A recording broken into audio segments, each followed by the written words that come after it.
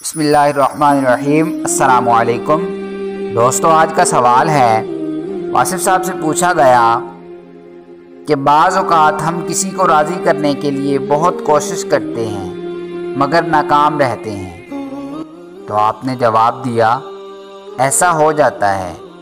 मकसद ये है कि इंसान को कोशिश के बावजूद जहाँ नाकामी हो जाती है उसी को तो दूर करना होता है। ये बात याद रखने वाली है कि जहाँ मकसद हो, इंसान किसी मकसद के लिए कोशिश कर रहा हो तो कोशिश का मानी ही हुसूल मकसद है।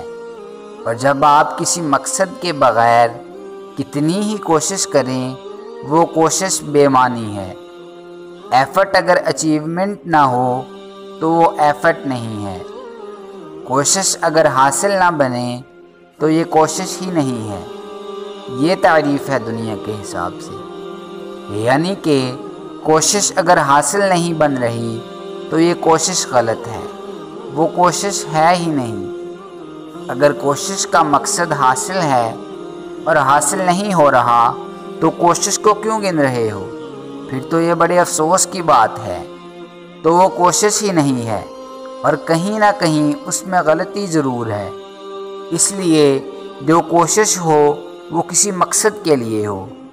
अगर मकसद नहीं तो कोशिश का क्या ज़िक्र करना। दोस्तों, अगर आपको हमारी ये काविश पसंद आई है तो वीडियो को लाइक करें, शेयर करें और कमेंट बॉक्स में कमेंट करके अपनी ज़ाती राय ज़रूर दें।